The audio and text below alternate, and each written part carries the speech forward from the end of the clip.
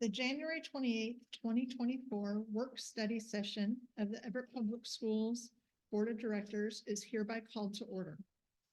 Will the secretary please read the roll? President Mitchell, Present. Vice President Herman, Present. Director Adkins, Present. Director Mason, Present. Director Revelinsky. Present. Thank you.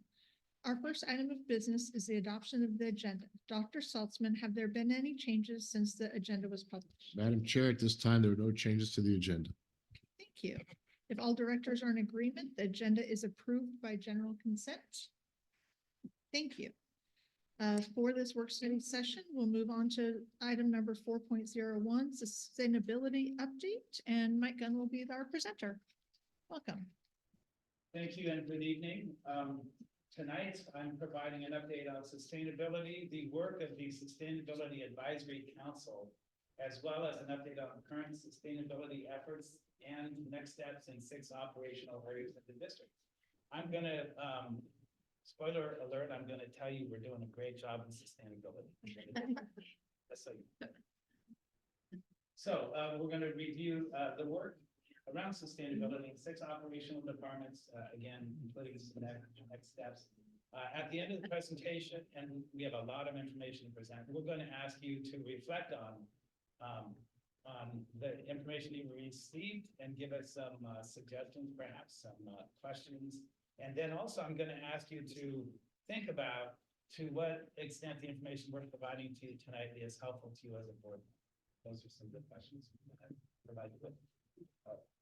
So a reminder, in June, this last June, the board, yourselves, most of you anyway, approved a commitment to sustainability for the Everett Public Schools. That's on the right-hand side. And tonight we're focusing on the paragraphs that are highlighted in yellow. You can see it better on your screens, I'm sure. So these 2 paragraphs focus on the operational areas of the district. The other 6 or so paragraphs will be the focus of a future board discussion just like this. And it will also be the focus of the next 2 Sustainability Advisory Council meetings.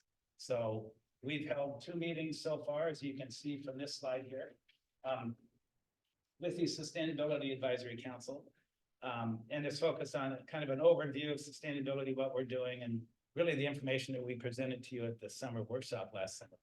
And then we had each of the operational leaders, 6 from 6 departments, present information to them, responding to the topics that the board members and the Sustainability Advisory Committee from the prior year they had raised. So all of those were given to the department leaders and they responded, they developed information presented to the council. And then the council was provided an opportunity to give guidance and advice back to the district. I did want to remind you that the school board updates, we have 2 of them. The next one is on May 7th, and that's where we'll cover the other areas of the district. The sustainability in actually it's pre-12, preschool through 12th grade education. And then also in decision-making processes, which is around budgeting. And then monitoring and communicating our performance and development of partnerships. So all of that is the focus of the next board workshop. This slide here comes straight out of a slide from the council, and it reminds or informs the council that how these meetings of the council will work. We're providing information to them, responsive to the topics or questions that have been raised. We'll send it to them beforehand. We will take about half of the 90-minute meeting in presentation format. The other 45 minutes, the other half of that 90-minute meeting will be in engagement and conversations among the council members themselves. So that's the format that we have put together. We also remind them that we're going to have them try to develop a consensus-driven guidance and advice for the leaders. The council members are not asked to make decisions or give direction to the departments. They're actually providing guidance and advice. The district leaders will consider what actions to take in response to the guidance and advice, and then the board will be provided an update along the way. So that's how those meetings are going. We do also, this is another slide from the council presentations, and it's a reminder, at least the way that I've come to see this work, is it's really a kind of a 3-year structure. First year, last year, was development of a policy or strategic level commitment by the board. Second year, the year we're in now, operational level planning and discussions and decision-making around that. Third year and beyond, implementation. And some of that implementation certainly can take place this year, but that's kind of a good structure. So this year, very similar to how we're rolling out our strategic initiatives, where you approve the strategic plan, then the district did some planning at an operational level. Now they're implementing it at the initiative level. We're doing the same kind of process with our sustainability. And also a reminder, I have told you this before, many of those easily accomplishable and low cost sustainability decisions have been made. What's left are the ones that cost money. And it's really one of the key questions, going to the last bullet on here, that will permeate our work is how should we acknowledge the value of sustainability in our decision-making process? It's going to cost money, more than likely, and we're, as we all know, we're in basically a budget reduction mode. How do we make those decisions and acknowledge sustainability? I don't have an answer for you on that. So once again, refocusing on operations, there were 2 paragraphs in the commitment statement. The first one is what we're going to increase doing, and the second one is what we're going to try to stop doing or to reduce doing. And it's pretty self-explanatory right there. These are the staff members that were at the Sustainability Advisory Council in the presentation. I think all but one of those individuals are here in the room today to listen and hear what you have to say about this. So let's get right to it. The sustainability in the maintenance and operations department. We are monitoring the energy and water use in the district. Utility bills are reviewed monthly for anomalies, and we investigate those situations when we find them. We also, automated controls are used to monitor and control our heating and ventilation and air conditioning systems throughout the district. And then that allows us to put the buildings into unoccupied mode when they are not in use, or in fact, as we saw recently in the cold weather, to turn the temperatures up when needed, when the situations arise. In our new schools, we have also installed timed faucets, water-saving urinals and toilets, in addition to energy-efficient lighting systems.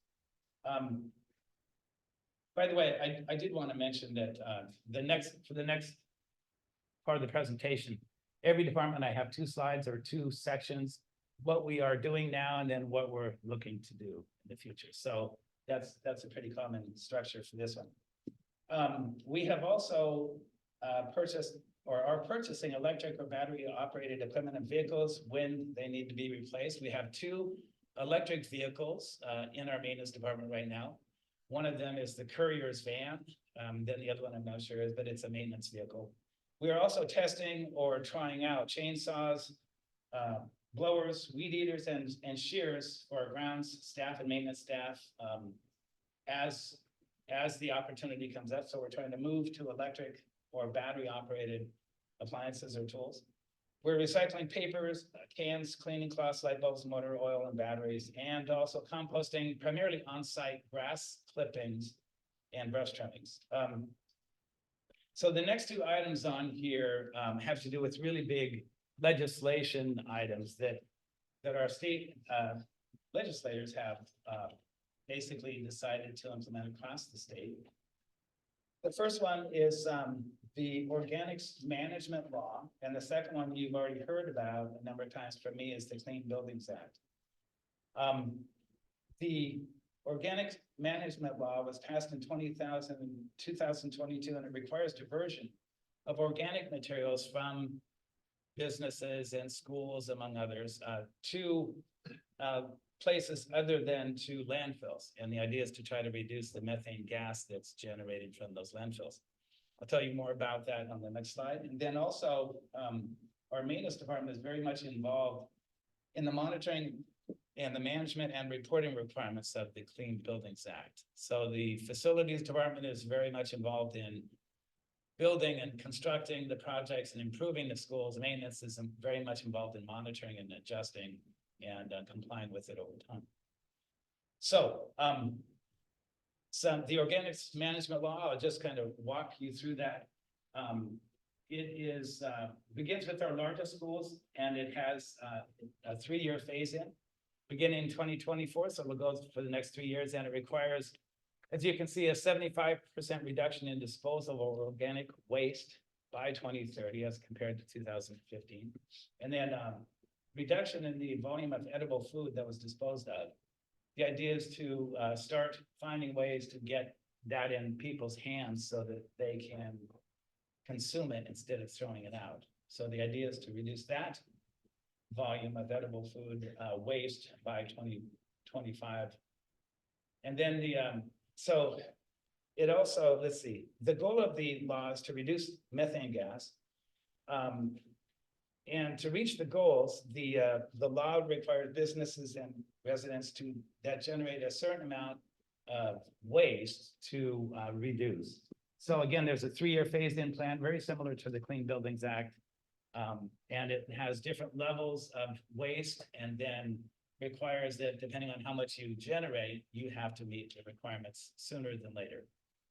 So our maintenance department is working obviously really closely with our food services, and this will be a cross-departmental effort with our students and staff involved. I believe also our instructional program folks will need to be involved in this to generate a district-wide response to the organics management law. The Clean Buildings Act was enacted in 2019, and it was also enhanced in 2022.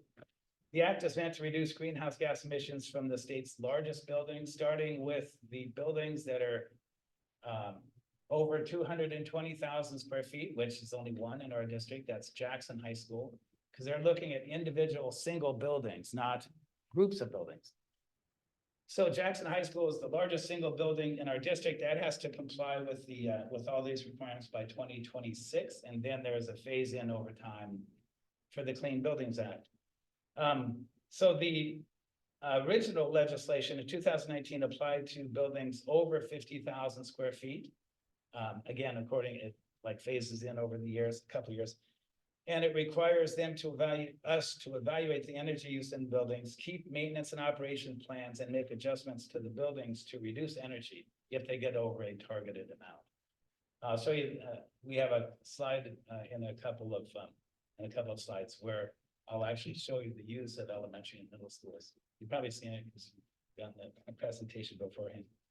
But so we have, again, this was the over 50,000 square foot level. From 50,000, I'm sorry, up to 220,000. We have 7 buildings. I'm sorry, we have 20 buildings in this category. 7 of them already meet the targeted amount. They already have an energy use level that's within that target.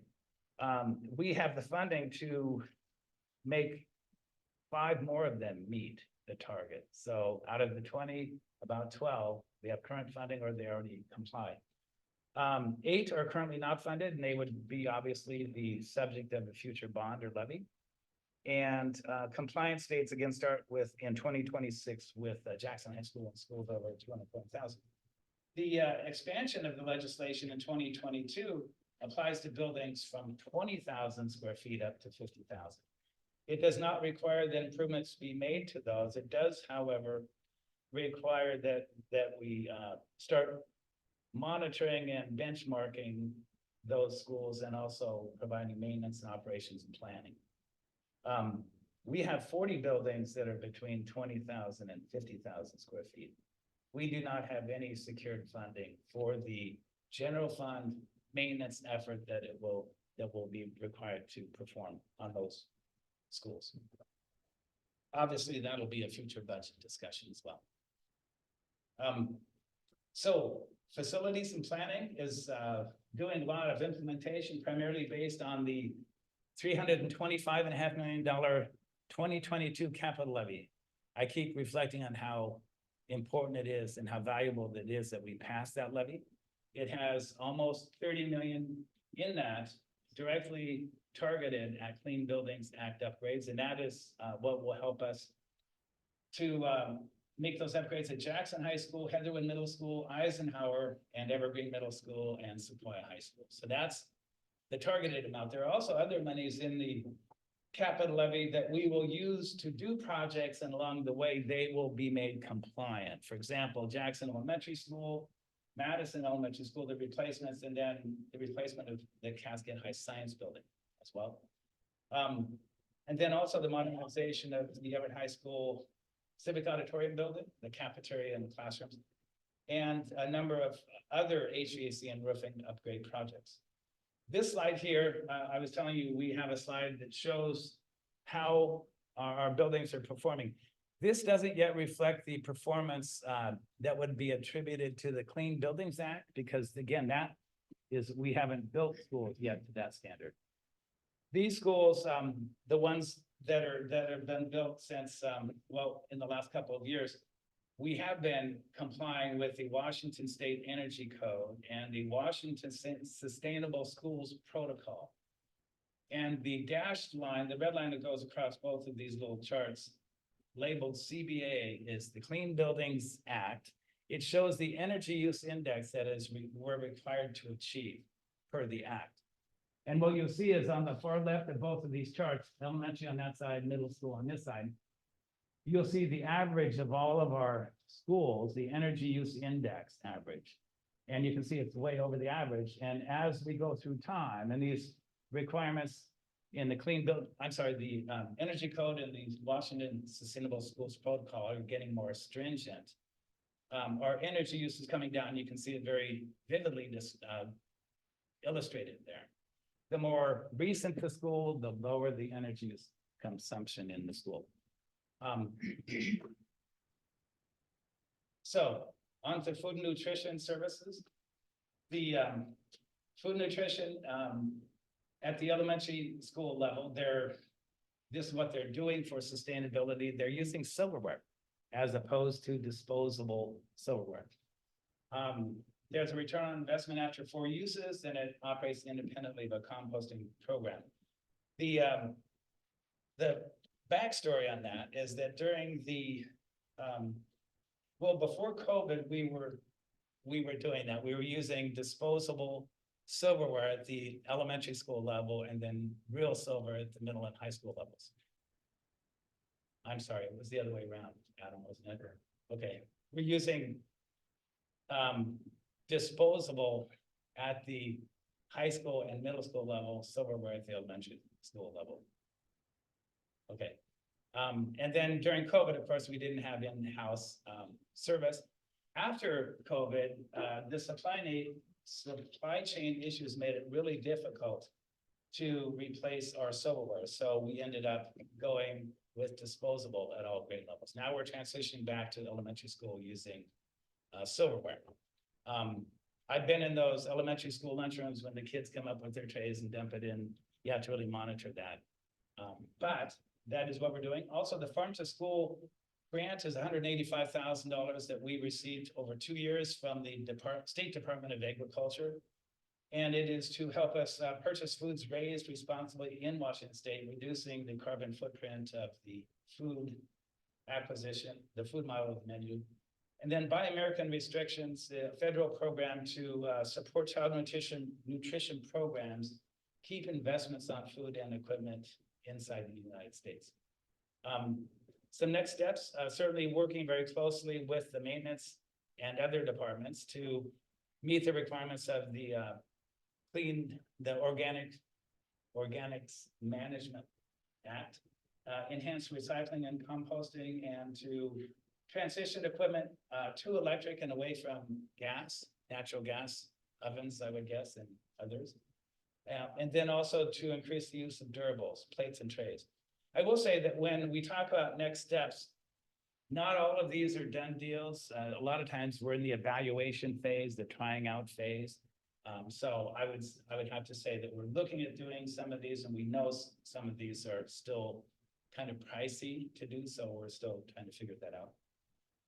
All right, transportation. We are currently running 3 small electric buses. We got those a couple of years ago, and those are the smaller ones. And Durham was recently awarded an EPA grant for 3 full-size electric buses. So we are also partnering with Durham on an additional grant application to the Department of Ecology for 3 additional full-sized electric buses. So we're really trying to take advantage of any grant opportunities we have out there. And then also recycling used batteries and waste oil from vehicles. Some next steps is that we're prioritizing our vehicle purchases. And I'm going to go into a little bit of detail on this. Our priority in terms of sustainability is the priority order listed. Electric is the most sustainable.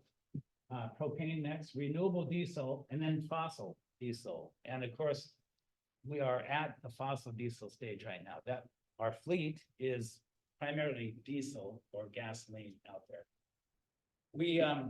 So we're moving into the more sustainable buses as we go. So one thing we're looking at is purchasing propane buses to replace diesel fuel buses in the Durham fleet. And the challenge with that is that you have to replace the vehicles when you do that, because you can't use our vehicles to run that kind of fuel. There is another kind of fuel, and it's the renewable diesel. And renewable diesel, another way to think of that, it's kind of recycled diesel. It's French fried oil. We don't filter it and refine it. Others do that, but we can buy it. So with the renewable diesel, though, I think the challenge there is that the price per gallon is higher. So again, it's almost like inverse order. You have sustainability and then less sustainability, and then you have high price, lower price. So they're really kind of in direct conflict in a sense with each other. Then the other thing we're looking to do is we have a total fleet size with Durham of 170 total vehicles, and we're slowly transitioning these vehicles. This is our fleet and Durham's. We're slowly transitioning these 2 fleets to more sustainable options. Again, it does cost money. So we are due to have 11 of those buses be replaced this coming year. And so we're looking at replacing hopefully 3 of those with those electric vehicles per the grant. Then we would take the other 8 and purchase propane vehicles and use that fuel system, and then they could run on the new fuel. And then the other buses, we're evaluating the idea of transitioning again to the renewable diesel, much more sustainable. You'll see on the next slide we have here. This chart on the right-hand side shows that the greenhouse gas emissions for this column, the renewable diesel, shows a much better, lower greenhouse gas emissions with the renewable diesel than you get from the fossil diesel or biodiesel. So that's what we're doing. And again, I'm going to come back to it again, sustainability constantly. All right, LITS, and I'll try to finish that fairly quickly here. LITS has been working closely with our purchasing department for a long time to become more sustainable. Energy conservation, desktop computers power down after midnight. They control all of those devices from centrally to get them to do that. And then the desktops and laptops are energy efficient models. Data center power supplies are energy efficient. They've been recycling through Green Planet, an organization that takes old technology and recycles them. And then they are also selling or donating qualified technology items. Next steps is to really kind of continue that in their purchasing process for the capital levy. Around, I think it was 90 million or so dollars in the 2022 capital levy are going to technology. So again, the benefits of having that are awesome. Interactive panels are these are some next steps they're looking into. We'll have a forced shutdown each night to conserve energy. And then also they're building out a segmented Internet of Things network. What it means is they're building a separate network for the non-critical, non-essential systems to be running on, which gives us and our vendors more access to our equipment out there. So it would separate the irrigation and HVAC systems, control systems, for example, from the system that runs our student records and our payroll and our HR departments. So it is much more secure and allows us to do a lot more of that. All right, procurement is, again, partnering with technology in these areas. Surplusing is being evaluated for reusing or repurposing, moving to less paper, more virtual online approvals and process. And then some next steps, and I'm gonna remind you, many of them will cost money to go much further. We're looking at talking to Amazon to narrow their delivery windows down to 1 day a week. And also to establish an all-electric paperless reconciliation process to go fully 100% paperless. And then also to do the same thing with electronic signatures for all contracts-related documents, and contracting practices district-wide. Again, we're getting closer and closer. We're not quite there. We will have to probably buy some special software or something to help us get fully there. So that's it in terms of the presentation. Again, we're going to do this in May and cover the other areas of the district. So I'm going to pause for a minute and suggest that you think about these 4 questions. Really, one is, do you have any questions for clarity? I know that this could be a couple hour give and take presentation wise about all the information we've presented, but I'd like to ask for clarity based questions. And then the next 2 questions are the same ones that you're going to be asked usually with the strategic initiative updates. And that is, how does this work? What effect does it have on achieving our strategic objectives? And then the same kind of question around student outcomes. And then finally, I'd like you to think about this one, the last one, which is what did you learn tonight that will help you in the role of student? So think about it for a minute, and then when I see everyone looking up at me, I'll ask you to share. Unless you're, Yeah, okay, anyone that looks up. Anybody that have they're- any questions or comments? Yes, questions for clarity.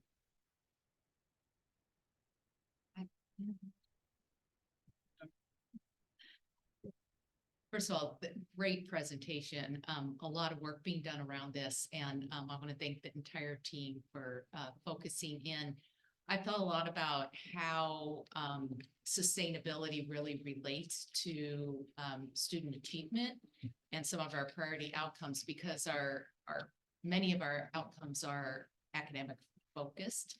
And it's an interesting topic, I think, because it's one that every one of us has to embrace.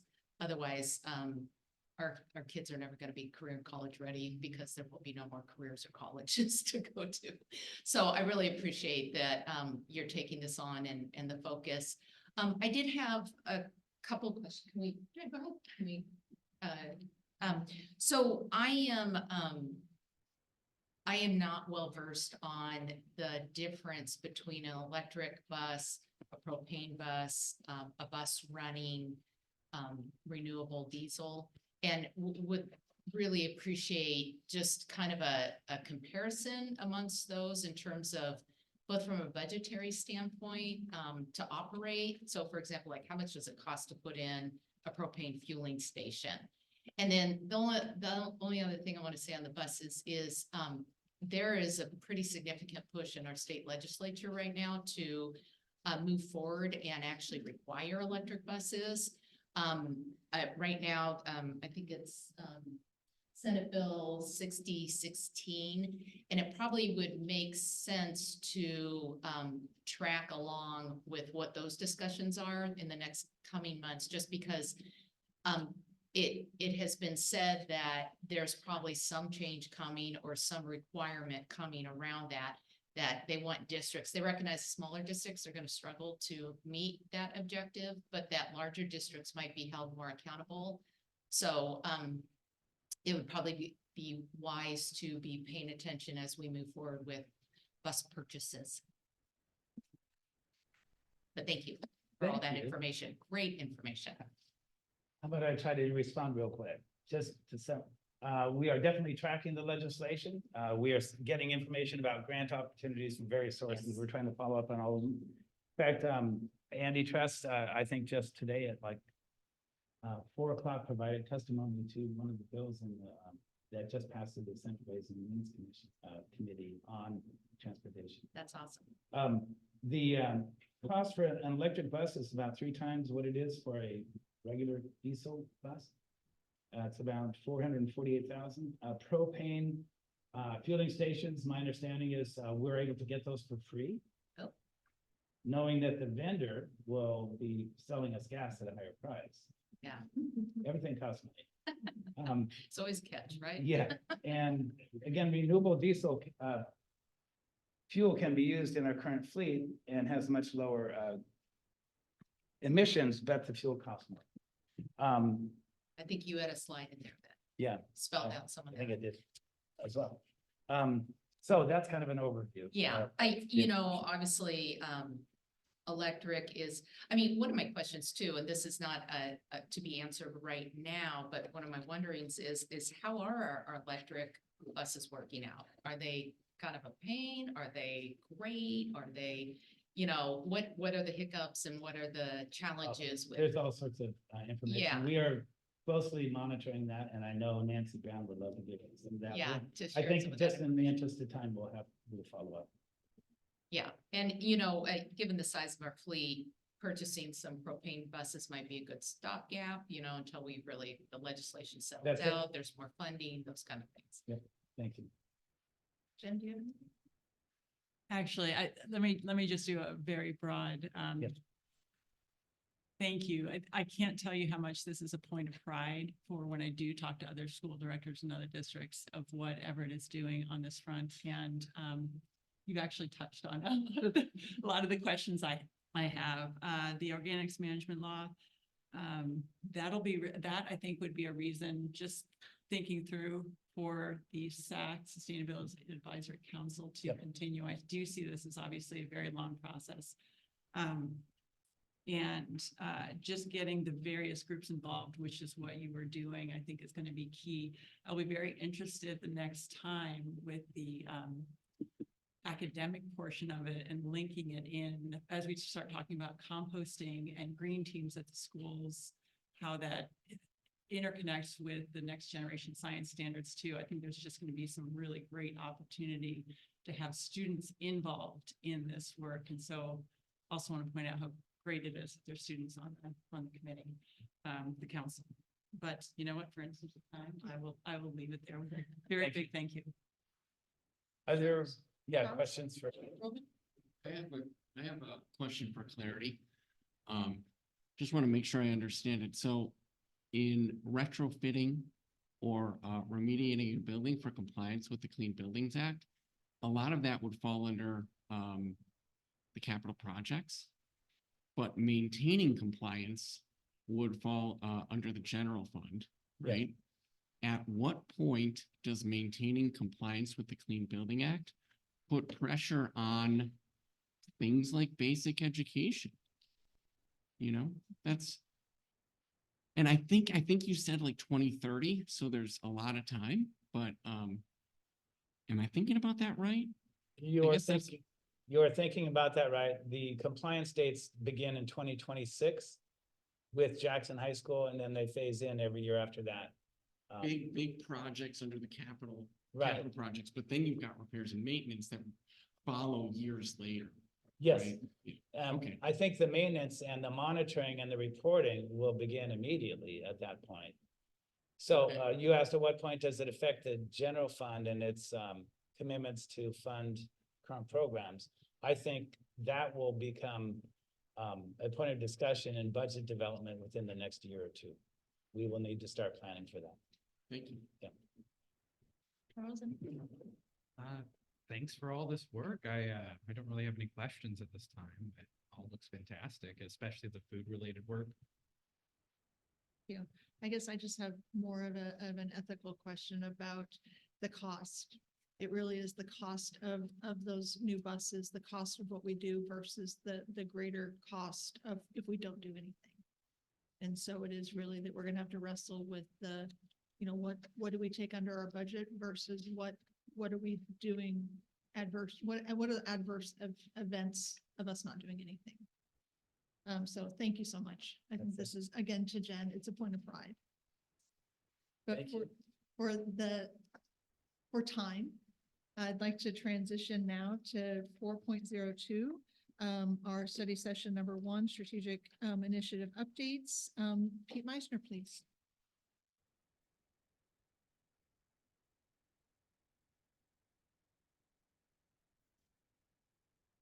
Madam Chair, as we transition, I just like to thank the committee back there.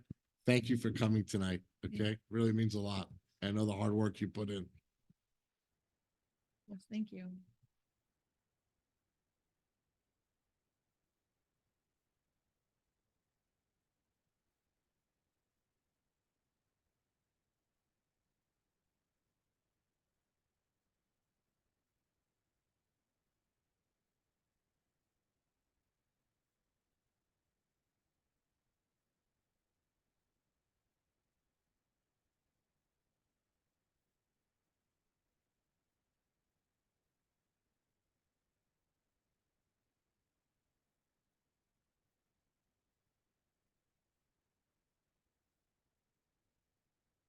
All right, good evening, President Mitchell, directors, and Dr. Saltzman. I am very excited to launch our strategic initiative update tonight, which is also kicking off our initiative season. We have 4 of these updates in the coming months. I will follow Mike's energy and positivity with a spoiler alert. We are doing amazing work with our strategic plan.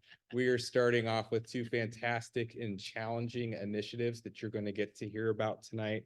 I hope we all have lots of points of pride for our amazing strategic plan, the focus on student learning, and I'm excited for you to hear about our progress tonight. So just for organizational flow, to remind you, we have 2 initiative updates tonight, and each of them are designed to be about 30 minutes with about 20 minutes of content and about 10 minutes for discussion and interactivity. And we'll follow a common format as I described earlier with you in the last regular board meeting. So a little bit about the initiatives tonight. Our first update is our 2 initiatives that are combined together because they are so related and interdependent. That update will be provided by co-owners Michelle Waddell and Kelly Clevenger to my left. And those initiatives are to ensure instructional practices meet the needs of each diverse learner and to identify and remove barriers to authentic learning and high expectations for our diverse learners. So as you read those, you can see how connected and related they are. And our second update tonight will be provided by Ann Arnold to expand participation in high quality early learning through 3rd grade. So we are starting with equity at the core, removing barriers, providing access, whether it's through early learning programs or looking at systems to identify what those barriers are for students and families, and how are we going to remove them and increase access for all of our learners, but particularly our diverse learners. Again, connected to all of our priority student outcomes, but really if you want to center on specifically one, it would be how are these things working together over time to reduce gaps among our student groups. Okay, so each of these updates is organized so you kind of know the flow. You'll hear from the initiative owners about what is the big idea or importance of the initiatives, how are we engaging stakeholders, milestones and timelines. This is really like where you hear specifics, celebration examples of recent work, performance measures and progress monitoring, next steps, and of course, questions and discussion. And where applicable, we've also provided details about resources that are related to the initiatives, particularly funding. So with that opening, I'm very pleased to throw it to Kelly and to Michelle to get us started.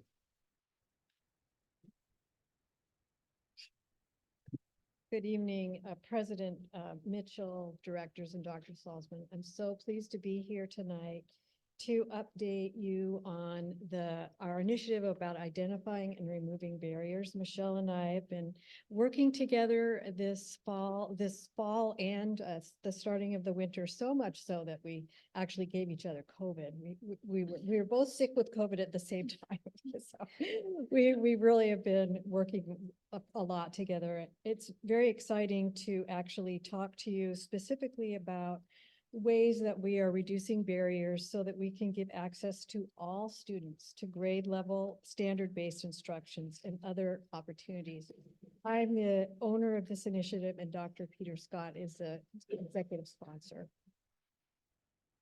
And I'm Michelle Waddell, the Director of Instructional Technology and Learning Services, and Dr. Peter Scott is my executive sponsor for this initiative. Our initiatives are combined, like they stated, because they're so interconnected.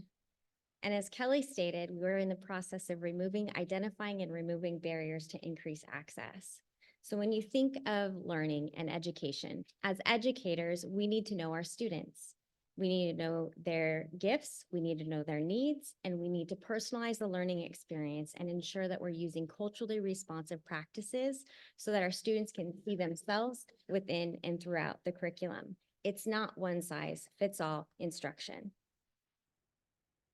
So as you take a look at the list of stakeholders there, you will see that it's truly a systemic process. A reminder to you, when we first started this initiative a couple of years ago, we reported during the board study session about using asset-based language, or what we would call student-first language. So, and having it be more of an asset-based identification of students. For example, instead of saying a SPED student or a special education student, we really have worked hard in our district to use to student first language. So for example, we would say a student who receives special services, or a student who has a disability, or a student who has an IEP.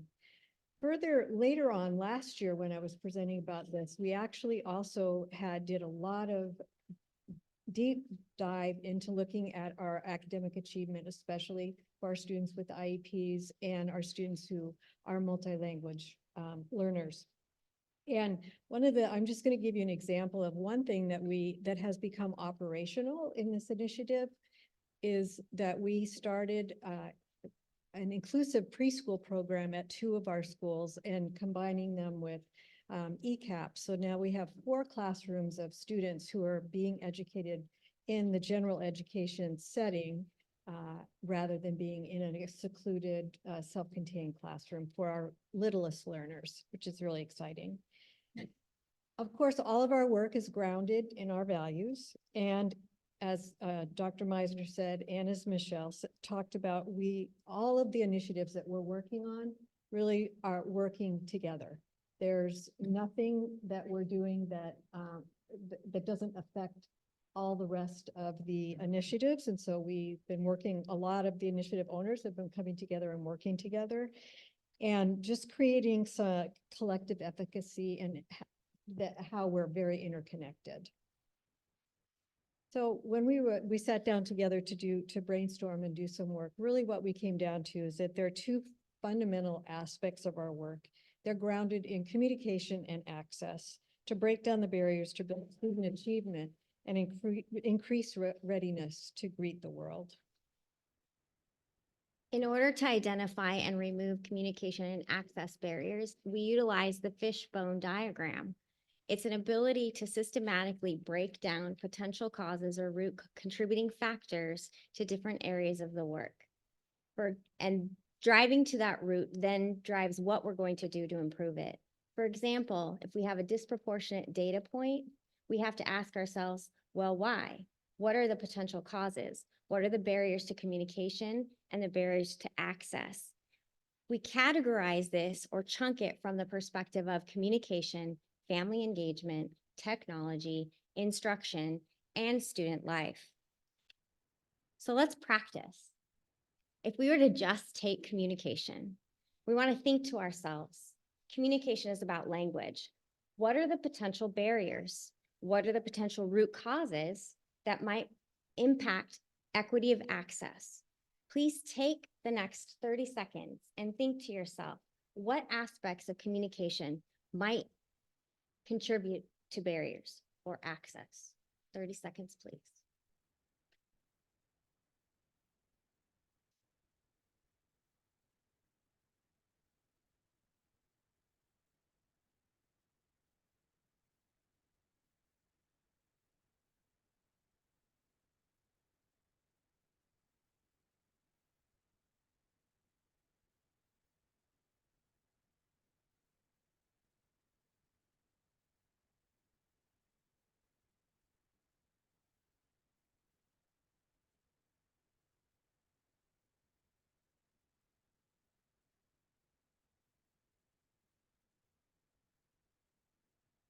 All right, so now that you've had a chance to think about this, we're going to popcorn around our group and talk through what are some of the things that come to mind when you think about communication and contributing factors. Well, I think because I talked to two ML students today at Cascade, who are at different levels of their English learning, it really was, have they acquired that word yet? And so one young lady who's been here since she's 10 said that she still struggles communicating with her. I couldn't tell she was from another country, but in her mind, she didn't have every word in our dialect. And then I spoke to a young man who'd only been here for 3 years. And he was very much, I try to use a word and I finally just Google translated and showed it to him. And he goes, oh, and then he could talk about it, but because he didn't have the word in English. So I think that that really is that when we communicate, can we find similes or other words? I had to do that with him because it's a finance question, money. Yes. And money he could talk to, but if I asked him finance, I knew it wouldn't have been in his vocabulary yet. So ultimately, we could drill down to the fact that we might need to think about how are we building vocabulary? Mhm. How are we increasing opportunities in the classroom to make those connections to different words? Excellent. What other things came to mind as you're thinking about this? I think along the lines of vocabulary, kind of an extension of that is sometimes as a school district, we, too many acronyms, making assumptions that people understand a process or what it means to do this, and really breaking it down to a really simple, basic level, simple words, simple process. So bringing that up, we can drill down to the fact of, we ask, what are the communication barriers? How can we increase communication? How can we simplify what we're saying? I'm looking for one more example. Yes. There are actually two. I wanted the prior knowledge and cultural interpretation of what you're saying and how I'm interpreting it might be two different things. And then also I was looking back to the other one, accessing communication, technology, and literally just getting this. Yeah. Yes, and what we were hoping is that you get a small taste of how we do this work and how you drill down. And this is a continuous process. We're never going to really be done. We're going to continue to find a barrier and remove that barrier.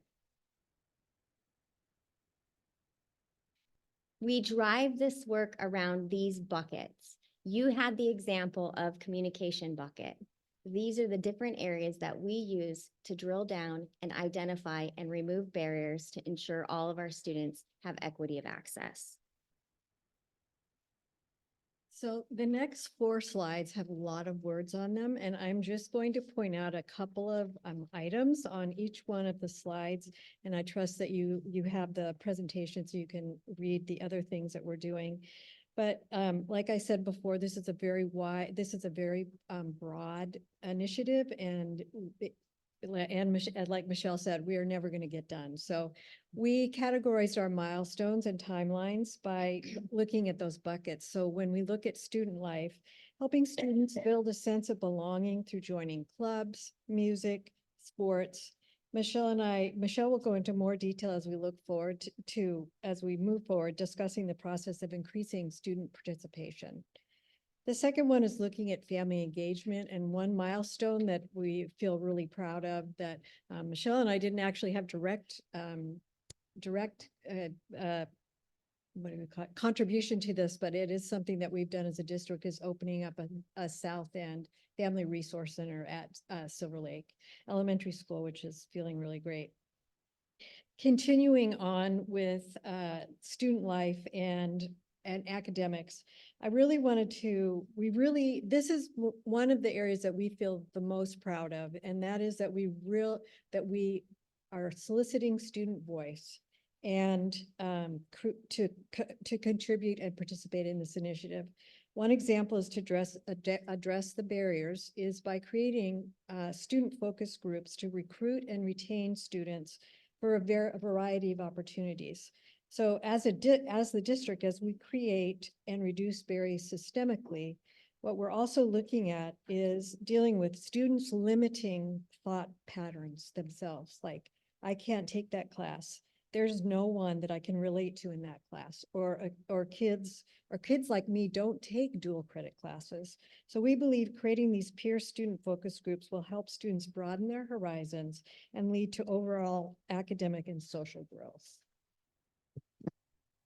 The next two items, one is communication. A crucial group of people that we are identified and are looking to provide strong systemic communication are our secondary counselors. Our secondary counselors guide student class selection, graduation pathways, and high school and beyond plans. They're a crucial group of staff that we're going to be, we continue to build a strong communication with them. The second is technology and continuing to create equity of access and provide professional development to our leaders, because we know technology changes very quickly. The last piece is instruction, and one of our milestones and items that we're working on in our district, and we're working across the district, is leveraging required educator professional development to build upon our work and weave in culturally responsive teaching best practices for our diverse learners and more inclusive practices. So this is an exciting slide for me to start talking a little bit more about our celebrations and our examples of work. And at the beginning of this presentation, I brought to you a couple of items that are already operational that we've started using, that student first language, and also our inclusive preschool classrooms. A more recent celebration is that last year we established co-teaching in our 4 secondary schools, our pilot program for that. We were able to affect, and about 200 students were able to participate in that. This year, due to student need, we expanded our co-teaching opportunities to all 9 of our secondary schools. And we've been able to affect 1,000 students that have been able to participate in our co-taught classes, which allowed students with disabilities to spend more than 80% of their day receiving standard-based grade-level instruction in the general education environment. Think about the overall sense of belonging that those students have. Inclusion is really important, but inclusion matters not only in a feeling good about the experience, but in supporting students in the general education classroom, creating opportunities for students to be educated in their least restrictive environment. Speaking of sense of belonging, here's another celebration. It's a snapshot on how we've pulled in student voice to drive our work. We asked students, would you recommend an incoming freshman participate in athletics? Or why would you? And how has being part of a team impacted you? One of my favorites is on the far right. I recommend participating in sports because it can help you find friends really easily. It will help you find your people. It gives you your access to older upperclassmen who can help give you the tips and tricks on how to get through school.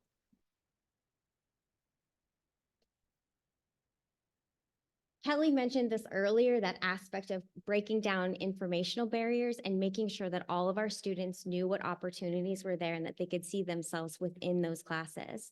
It works. Look at the increases across the board for our students receiving special education, our students receiving ML services, and our students who are in families with low social economic status.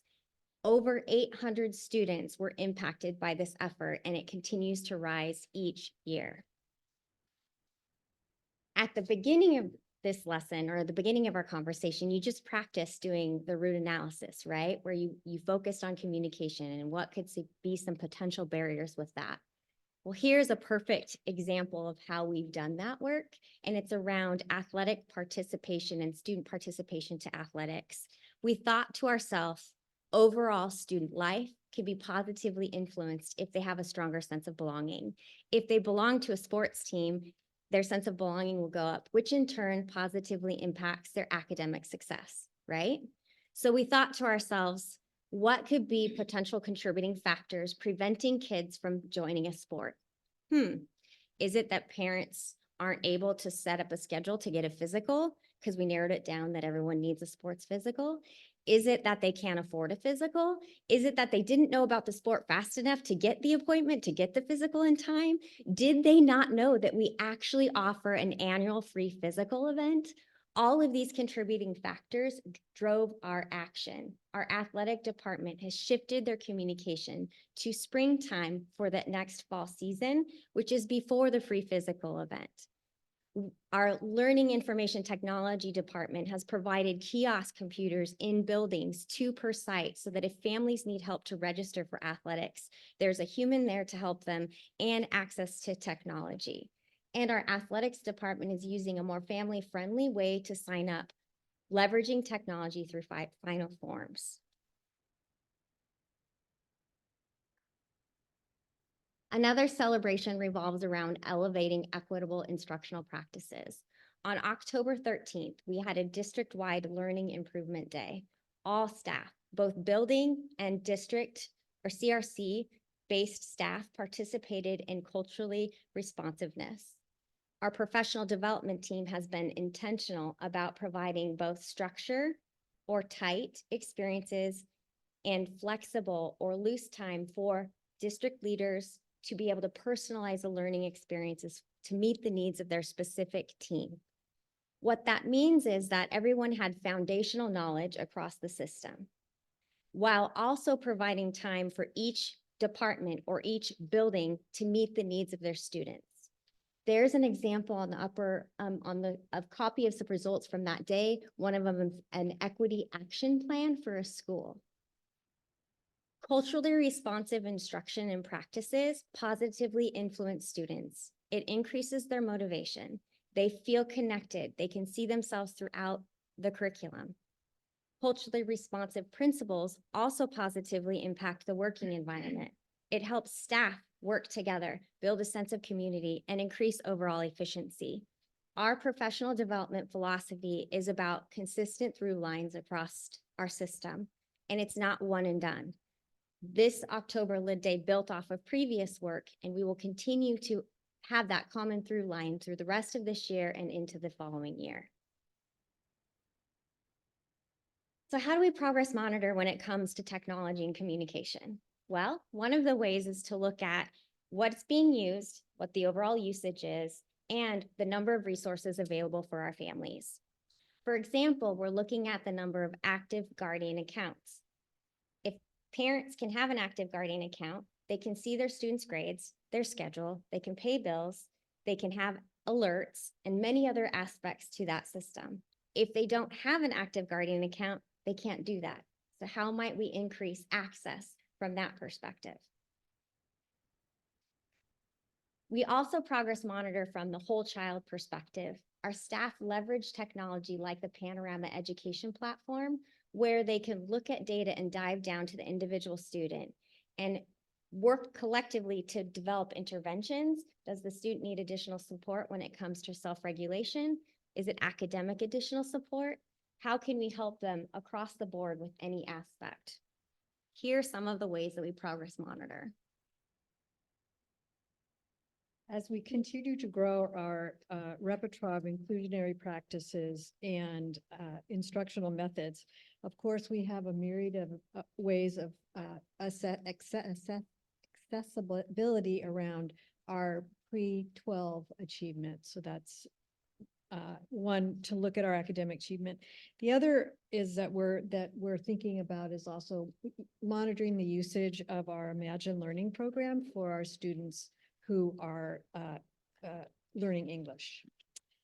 So here's some challenges.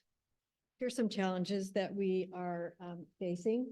One of them, I think I spoke about earlier about leveraging our professional development. Professional development is really important, and we have a number of mandatory professional developments. For example, our teacher evaluation tool is changing and shifting a little bit next year, so we have to do some mandatory professional development with our teachers, with our principals. And so what we're doing throughout the whole district is really infusing and weaving in culturally responsive teaching during our Friday lift days, during curriculum adoption, and those kinds of things, really weaving the work into what's already established. Some of our next steps goes back to how we've organized our buckets or our categories. We need to continue to monitor and identify and remove barriers to increase access. We need to look at anything that might stand in the way of overall student life or family engagement. We need to leverage our technology to ensure equity of access, and we need to have a continued through line throughout all of our professional development to empower our staff to personalize learning to meet each child's needs. So what questions do you have? Does anyone want to start?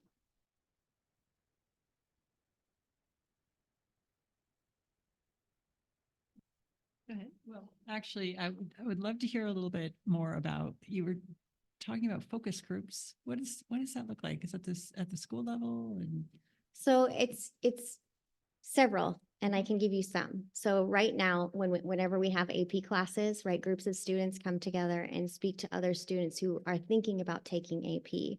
We're intentional about who is in that group, so students can see individuals that look like them, so that they know it's something that's successful. We're also pulling together new focus groups, like the athletic work is new this year, right? So having more students to be a part of it. We're partnering with our DEI department. So it goes back to that collective connection and how all of the intervention groups or initiative groups are working collectively together. Does that give you enough kind of big picture? yeah, it does. And it just, I think this is going to really make a big difference. So thank you. Yeah. Anyone else? I guess I just, for one statement about the sports and ML students, the young man who was ML today, very proud of being a midfielder on Cascade soccer team. And because you don't need language to play soccer. I mean, especially having a worldwide sport that he sat up stronger, like taller when I said, oh, you're a midfielder. So then I just read a book recently, but it was talking about, it was a school in California, it was 100% ML that was really failing they knew they were ML, they were trying to get up, but what they switched to, instead of just asset being a student with, Spanish language, they switched it to putting an adjective. This is a smart kid who has Spanish. This is an engaging kid. And once they started putting that positive attribute, their score started going up because the mindset of the teachers wasn't, I have an ML student, I have a bunch of smart kids who happen to be ML. So it's making that further step from a student to a smart student or an engaging student, or maybe it is even a student that does need extra help. And so it was just a suggestion in this book, but they saw their scores really go up once the attitude and the words the teachers used changed. Thank you. Thank you. Okay, thank you.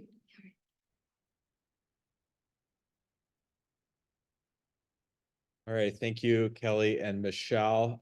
Just one connection. I spent a lot of time around soccer fields and basketball courts on the weekend, and I had some parents who were also coaches at the middle level, and they came to me like, you know what would be great is if we could help the transition for our athletes we recruit and we work so hard, and they were referring to a lot of kids who have some challenges in life for various reasons. And they're like, is there something you could do to help that transition into high school? And they talked specifically about the physical and things like that. I said, yeah. So I actually went to this team and they were like, yeah, we're working on that. And this whole bucket around athletics and the student experience, and just a point of pride for me to go back to those coaches, to those individuals and say, hey, we're aware of that. We're working on it. I shared some initial steps and they felt so honored and and looking for our actions. But I thought that was such a nice little anecdote. Yeah, Dr. Saltzman. I just want to comment on the amazing slide that you shared, over 300%.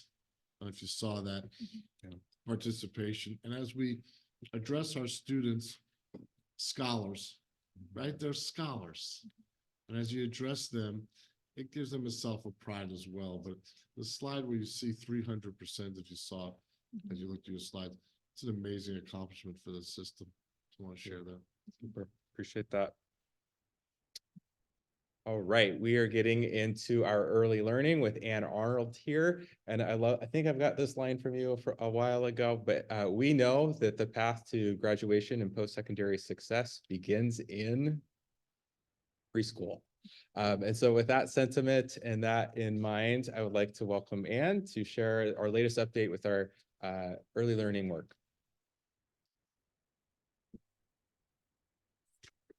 Good evening, President Mitchell, board directors, and Dr. Salzman. As Dr. Meisner said, I'm Ann Arnold. I'm the director of P5 Instruction and Early Learning Programs, and I'm excited and honored to share the update on our initiative. As you can see, our executive sponsor is Dr. Shelley Boughton.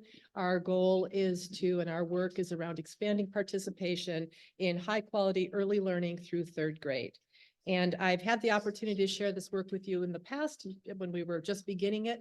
And you know how excited and passionate we are about what we can do in kids' lives to help them achieve and become really successful students and community members if we give them the opportunities they need as young learners. So why preschool to third grade? You've seen this slide before, perhaps. Maybe it's new for you. So I'm just going to give you a little bit of a rundown. This is data that shows the results of our WaKids assessment. WaKids stands for Washington Kindergarten Inventory of Developing Skills, and every kindergartner who goes to full day kindergarten is required to be assessed on this whole child assessment across the state of Washington, not just in Everett. So there are 6 developmental domains in this assessment: literacy, math, language, cognitive, social, emotional, and physical. It's really applauded as one of the first whole child assessments that's given consistently across the system. And it's exciting that Washington's doing that. It's not typical across the country. So it's a point of pride for us. The data here was created for us by, or developed and displayed this way by the Assessment and Research Department, which really goes beyond what OSPI shares with us so that we can share with you some really great details. If you look at the left-hand side of the screen where it says domains met, that means the number of domains out of 6 that incoming kindergartners were at benchmark. So if you look at 0 out of 6, so these students were not at benchmark in any of the domains, and 4 years later in third grade, only 20% of them met standard in ELA on the SBA, and only 16.7% of them met standard on the SBA in math.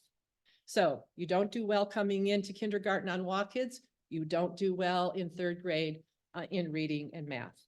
If you go down that left-hand side and get to the bottom where it says domains met 6 out of 6, that means that in all 6 of those domains listed on the right-hand side of the screen, students were at benchmark. They were where they should be developmentally and academically in coming into kindergarten. And of those students, 85.1% met standard in third grade 4 years later on ELA, and 84.2% met standard in math. So we can tell very clearly that when our kindergartners come in at standard or benchmark, they are going to be successful in third grade. And we know the data around third grade success, which says that if students can read and do math successfully in third grade, they will go on to graduate from high school, they will go on to secondary education or training, they will graduate, they will become homeowners, they will not be incarcerated, and the research is just phenomenal. So we have to focus on this. Because if we can make that difference in early learning, we can make a difference in these kids' lives. And that's what's so exciting about this work. So we launched this work at the start of the strategic initiative, and we partnered with all of these stakeholders. The outside ring are the departments in our district, special services. Kelly already shared some of the things that we've done together there. Facilities, who helped us find space for these programs. Transportation, who gets our kids everywhere. Human resources, communications, health services, and food and nutrition. And then the community partners that we work with are families, of course. How much more important can that be? Our preschool partners, the private programs and the community programs out there who do a great job, but they charge tuition, so are sometimes not available to all of our families. Our teachers, our administrators, our family agencies. This is the group that we've worked with for the last several years on this work. And our milestones and timelines. So we had a very clear vision. We needed to make sure that every child in that birth to 5-year-old continuum had access to a high quality early learning experience. And that sounds simple, but it really isn't, because we have public preschool called ECAP, which stands for Early Childhood Education Achievement Program. It's funded by the state, and it provides a really high quality wraparound services for 3, 4, and 5-year-olds. But the income requirements are so low that in a community like ours, where the cost of living is high, we have many, many, many families who make just too much money to qualify for ECAP, but don't really have the income that allows them to pay tuition in preschool. So we call those the families in the gap. They don't qualify for the public program. They can't afford the community programs. And we really focused on that group. We wanted to close that gap. We wanted to serve those families. So we did several things. In ECAP, we converted some of our half-day slots. The program has 320 slots in our district. They were all half-day at the time. We recognized that some families need full-day programs, therefore could not access the ECAP, even if they did meet the income eligibility requirements. So we converted some half-day slots to school-day slots. And in order to do that, we had to add to the ECAP grant ARPA funds, which were from the American Rescue Plan Act, and be able to fund it that way, because DCYF, the Department of Children, Youth, and Families, does not fund school day slots at twice the rate as they fund half-day slots. There's no way we can pay for it. It's impossible. So we did it this way. Then we also expanded ECAP classrooms to include inclusive co-teach models. Kelly mentioned those models. We partnered with special services, and we created these inclusive classrooms where we have 7 students with IEPs, and we have 8 students who are gen ed students, 15 students together, a special education teacher, and an ECAP instructor. They are incredibly successful. So we're very excited about that. Again, we used ECAP grant, ARPA funds, special education funds. It's a challenge to do it, but because we're partnering with a district, another department that is also committed to this work, we have a little bit more flexibility, and we've been able to accomplish a little more. Then this was a big move. We expanded our Play and Learn programs to 5 days a week. Play and Learn is a drop-in program for families. So it has to be an adult and a child, or an adult and 2 children. So we have grandmothers, we have grandfathers, we have parents, we have nannies, we have babysitters, we have neighbors that come with kids to this program 5 days a week. We started out with only, 1 day first, and then went to 2. And then 2 years ago, we went to 5 days a week. We are located at community spaces throughout Everett, and we are able to really, really grow that program. Funding came from our Everett Public Schools Foundation, our Puget Sound Taxpayer Accountability Account, which is the PASTA grant that you'll hear about. And we'll really be able to expand that program to meet lots and lots of families' needs. We have families who come 5 days a week, and they just go to each location on a different day with their kids. So it's really a great program. And then finally, transitional kindergarten. Transitional kindergarten is the program that we use to scoop up those kids that we weren't able to get in any of these other programs. And we start recruitment in November of the year before the child is going to go to kindergarten. So they have to be 5 by August 31st. They have to live in the district. They have to have a need, social, emotional, academic, language, they could be living in poverty, whatever that is. And then they need to not be in an early learning program, because we're not trying to take people from programs that already exist. We're trying to serve the kids who aren't in any program at all. So transitional kindergarten has been a huge success in that regard. And all of these programs are operationalized. We're in year 2 for some of them, year 5 for transitional kindergarten, and really moving forward to meet the needs of those families in the gap. 2 milestones and deliverables that we're still working on. One is in partnership with Special Services, where we're exploring the opportunity to take developmental preschool, which is another one of our preschool programs, and include community peers. So we would take the program that exists, promote it amongst our gen ed population, and they would pay a small tuition amount to join those programs. And then we also are really interested in and committed to finding an early learning hub at an elementary school or designing one. So we've been working with facilities and a couple of elementary principals to see if we can find space in this remodel process where we could have a collection of early learning programs, transitional kindergarten, developmental preschool. We could have play and learn, and then also create a lab setting. Lab classrooms have great power. And if we could have observation booths there, we could be connecting with Everett Community College and other institutions in the area that to help improve our pipeline for teachers who have early learning endorsements, child development backgrounds, and the things that we know really impact the quality of instruction for our youngest learners. So our celebrations, I already shared with you what we've done with ECAP, but where those school classrooms are located right now are at Jackson and Hawthorne Elementary Schools. They are school day schedules. Our inclusive co-teach programs are at Hawthorne and Lowell, and they're fully enrolled. And our ECAP enrollment is at 92% right now, which is higher than it's been since 2018. One of the things we've really been challenged by is we have these ECAP slots. They're free, they're wraparound services, they provide nutrition and parent education. We can't fill them in some of our schools, which makes no sense to us, which is why we expanded to the school day model, thinking maybe that's what parents needed, the inclusive model, which we knew would meet another need. So 92% is really a celebration for us, and we'll continue to work on getting it to 100%. That's, of course, all we will really accept.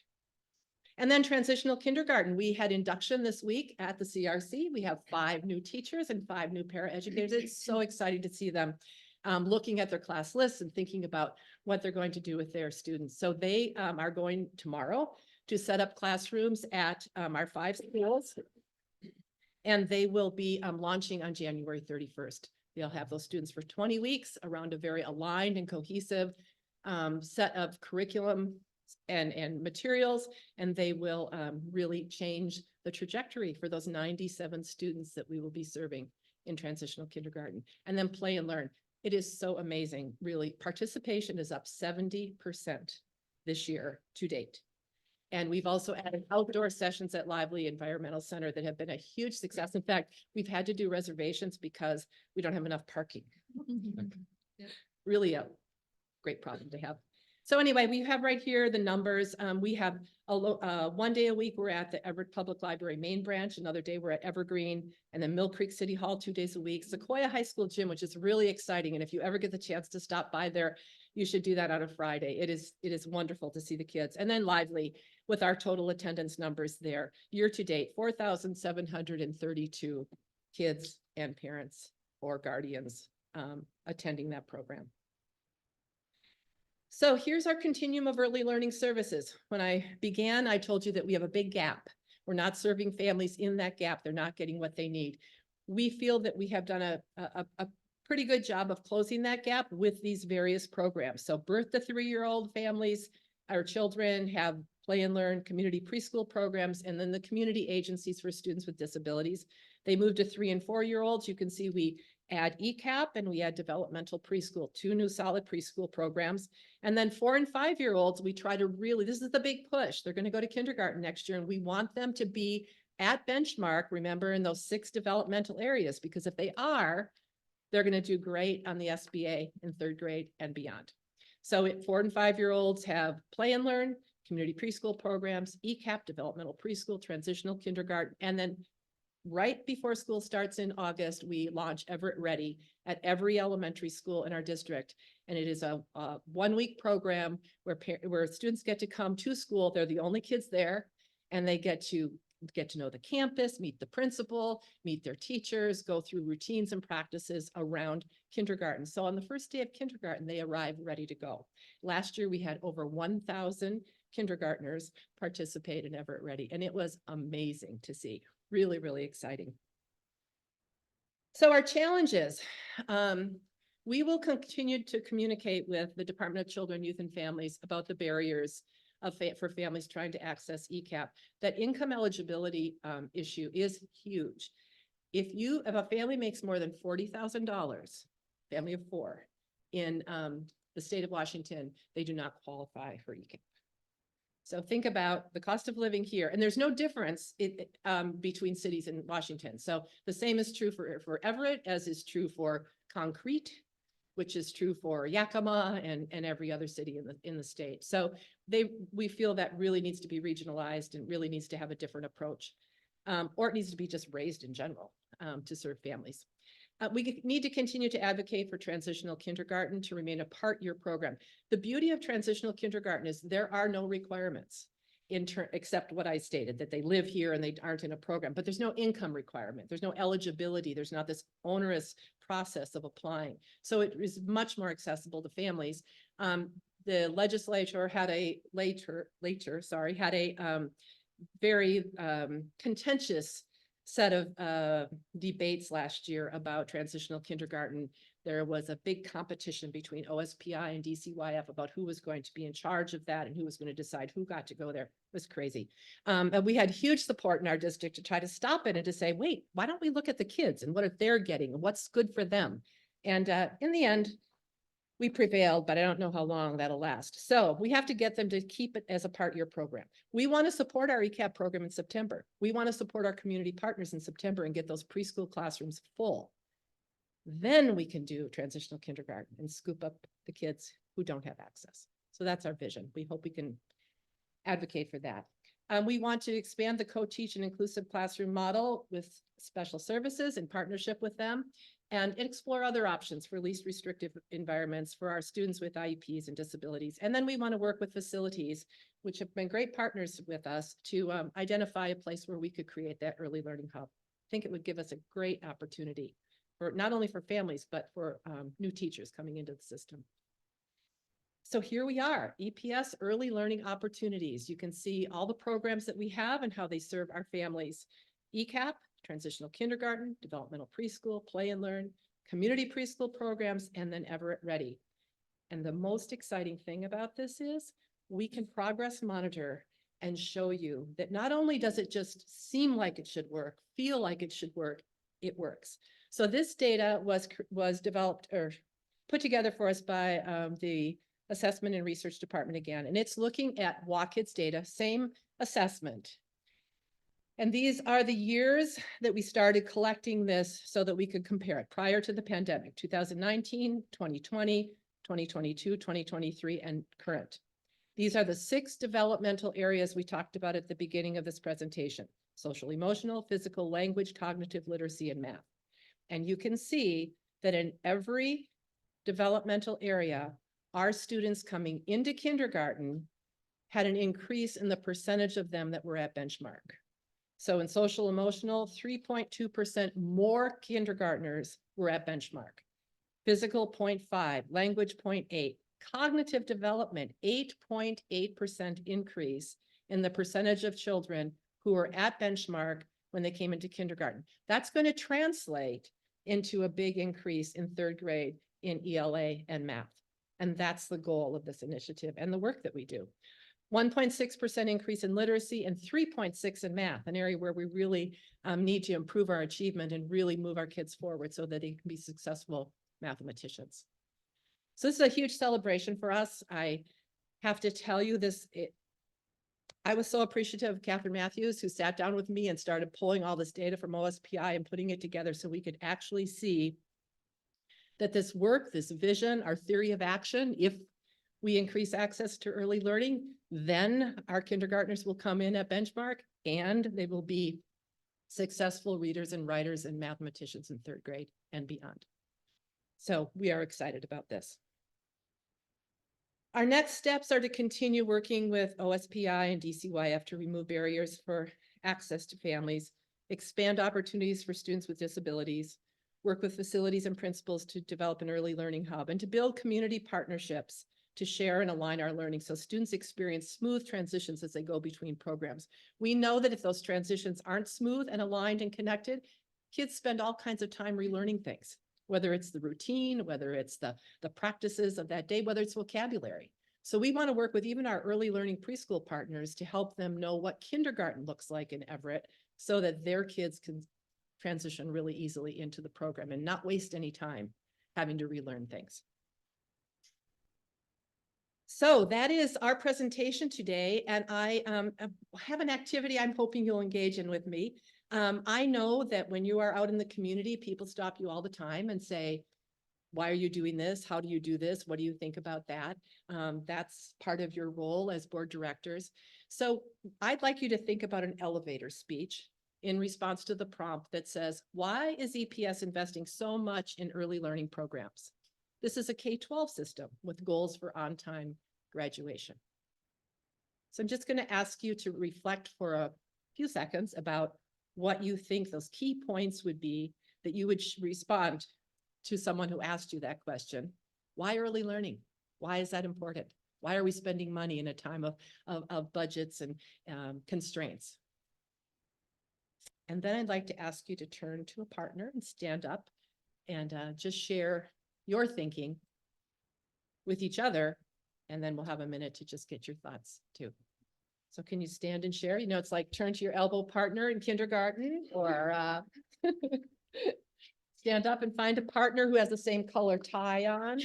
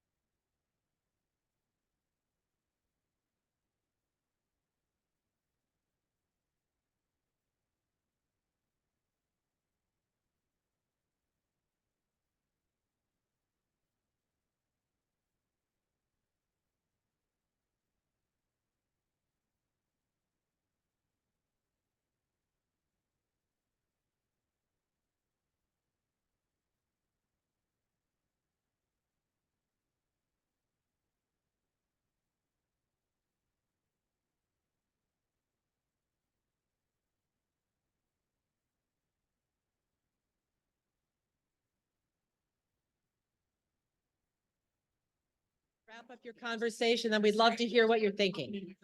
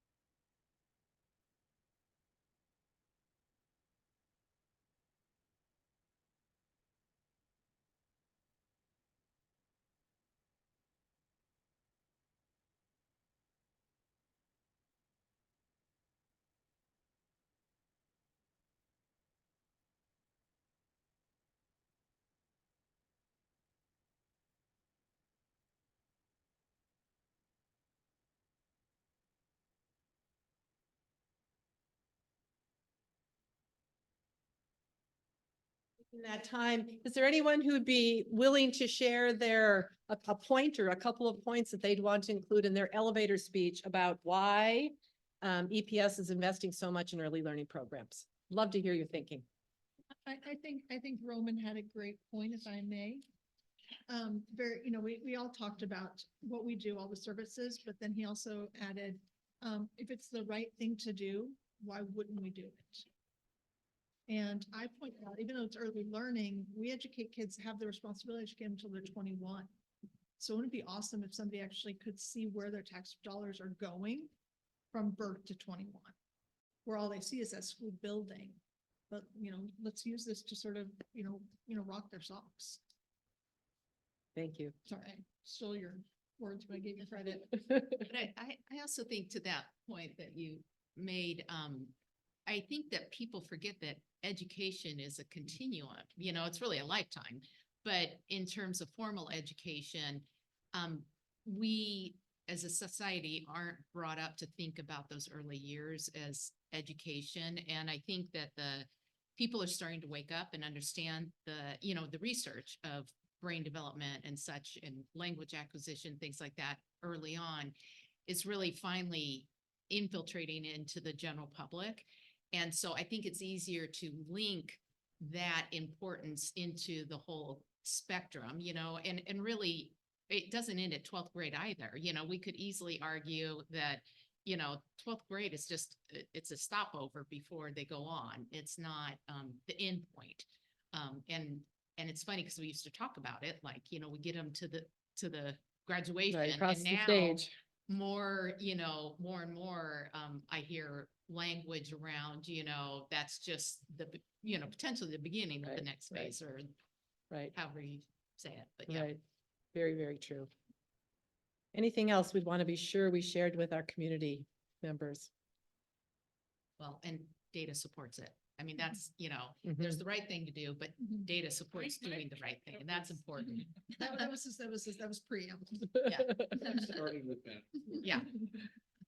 That's great. Thank you so much. I do genuinely mean it when I say I feel it's an honor and a privilege to do this work. I think I have the best job in the district. And I just appreciate the support from the board. I appreciate opportunities like this to be able to share the work. So thanks so much. I do Oh, have questions. uh-huh. Because we didn't, that's the next slide. Absolutely. You're right. Yeah, we're not done. Oh, sorry. Is that okay? Yes, May I? please. Okay. One of my questions was, I really appreciate, that you called out, I think it was slide 31, some of the funding that, Mhm. that helps us support these programs. Actually, I want to back up and just say thank you, because when I started on this board, almost none of this existed, and you have made this happen and created this, and it's just totally awesome. So thank you. But is any of the funding sort of tenuous for some of these programs? So both, I'll even say externally, because a lot of it's grant funded, but also internally. I mean, we're in budget reduction phase, and help me understand. The ECAP grant is set. It's from the county, can only be used for ECAP. It's a state, actually. The county is our grantor. They administer it. Those ARPA funds that allowed us to expand to that school day model and the inclusive classroom are going to be gone at the end of this year. Is that federal or state? It's state. It's the rescue. Rescue Yeah. funds, yes. And so we are lobbying very, we're advocating carefully about with DCYF to make them understand that we cannot run school day model classrooms unless they increase the per student allotment. We just can't. And so our plan is, if they don't do that, if they don't increase the amount, then we will go with those classrooms back to half-day slots. We won't serve any fewer students. We will just have to go back to the half-day.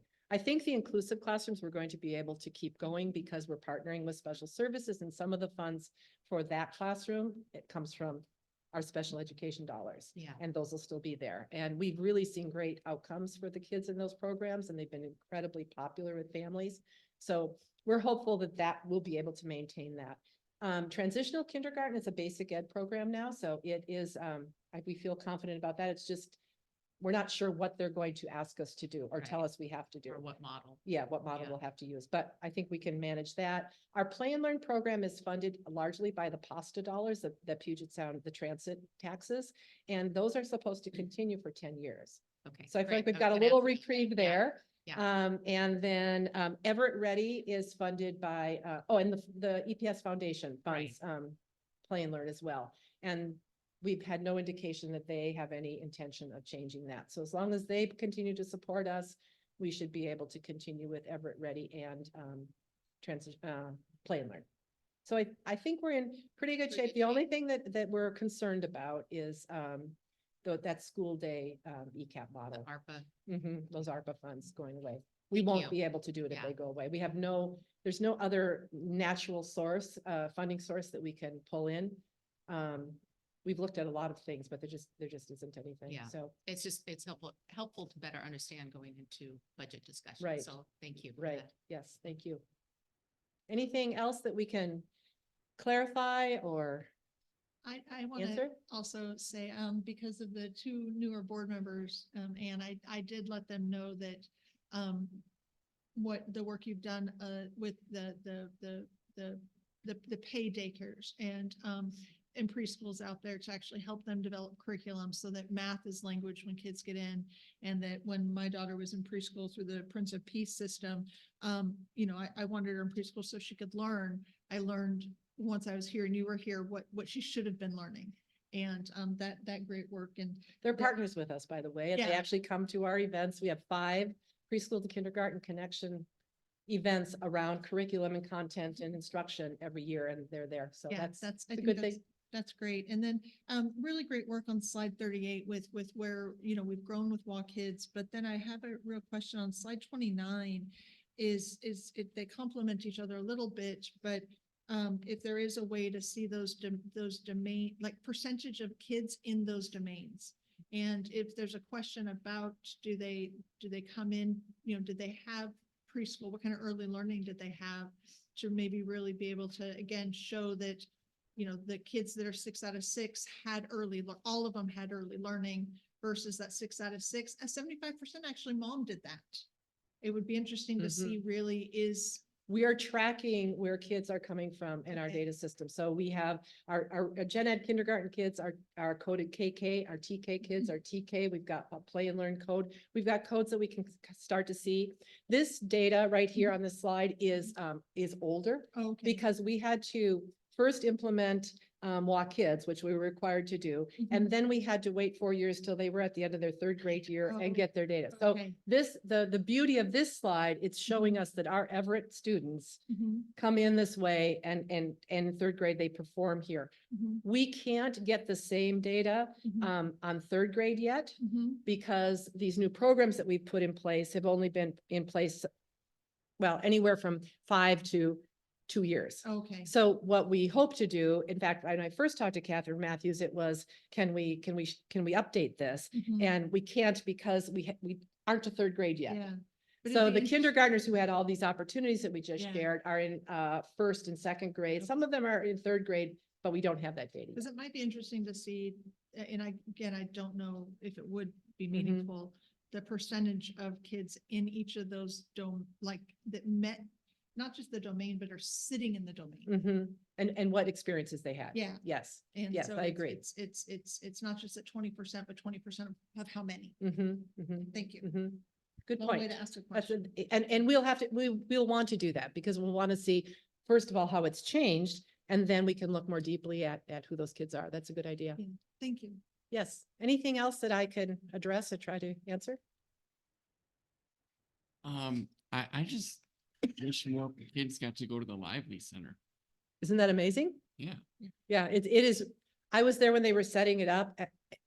Honestly, you have to see this to believe it. It's, nature walks, they were studying spiders in October. They had webs everywhere for the kids to look at. They were putting out free play areas with all kinds of materials, pine cones and things that they'd gathered all over the woods. And these are, these people who run this program and facilitated have been doing it from day one, and we kept expanding it. And they're just so committed and so passionate about the work, and the families come and kids are so thrilled to see what's there. And I think one of the great things about it is you can have a family who has a baby and a snuggly, whatever they call them now, and a toddler, and they can make it work. And so they can participate in something when, if you were going to a program, you would be dropping one off and taking the other one home, where this is something that they can do together as a family. So it's very cool. And you're always welcome to stop and see it. So Pete, you want to bring us home? Thank you, Anne. Thank you.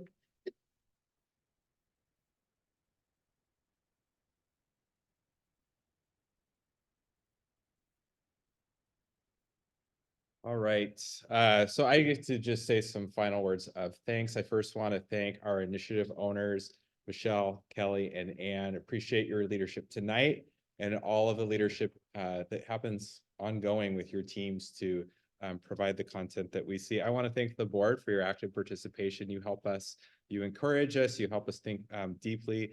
I want to thank Dr. Saltzman for helping us to be thinking about this at the strategic level. Here's an example. What is the first priority student outcome of our strategic plan? First one. Third grade literacy. It's not literacy in general. It could be. The others are increased math, increased science, right? It's specific. It's third grade. This is a connection to the vision of early learning that high school and college and career begins not just in kindergarten, but before.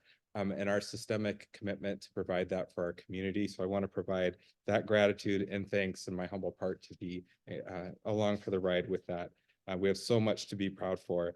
We also hope that you are seeing a lot of data included within these presentations. We hear that your request for more regular or monthly data, and that is intentional to be providing you. We talked a lot about data tonight, or I got to hear you about that. So I hope you're seeing that as that priority, that request in each of these presentations, and we look forward to providing that as we go. So we are off to an excellent start. Thank you for that. And this concludes our initiative update. Back to you. Any closing? I just want to thank the team and the board. Really great start for the season of strategic planning, and kudos to all the presenters today. Thank you so much. Okay, then this work study session is adjourned.